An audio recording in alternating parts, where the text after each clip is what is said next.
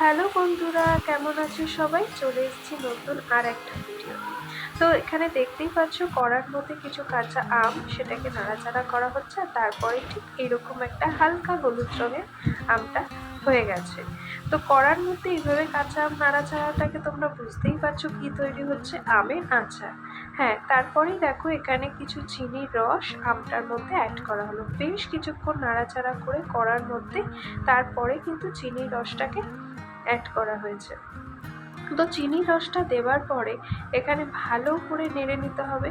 একটু আঁচটাকে অল্প রাখতে হবে, যেহেতু চিনির রসটা একটু কম লাগছিল, সেজন্য আর একটু বেশি করে চিনির রস এখানে দেওয়া হলো। কারণ এটাকে ভালো করে নেড়ে ছেড়ে যখন এটা ফুটবে, তখনই আমগুলো কিন্তু একটু গলতে শুরু করবে, হালকা একটুখানি কাঁচা ভাবটা থেকে গলে যাবে। তো দেখো এটা এইভাবেই আমগুলো চিনির রসের মধ্যে এইভাবেই ফুটতে শুরু করেছে। আর তারপরেই তৈরি হয়ে গেল, আহা কি সুন্দর! আর আচার মানেই তো জিভে জল আনার লোভনীয় একটা খাবার। আর দেখলেই তো খেতে ইচ্ছা করে, এরকমই একটা রেসিপি। তো যাই হোক, এখানে আমাদের আমের আচারটা তৈরি হয়ে গেছে। একটু ঠান্ডা হবার পরে সেটা জারের মধ্যে ভরে দেওয়া হবে। অন্তত বেশ কয়েক মাস তো খাওয়াই যাবে এটা। আর ঠিক এই সময়টা যখন কাঁচা আমটা ওঠে তখনই বানানো হয়। ঠান্ডা হয়ে গেলে ভাজা মশলা একটু অ্যাড করে দিয়ে, যাতে একটু গন্ধটা ভালো বেরোয়।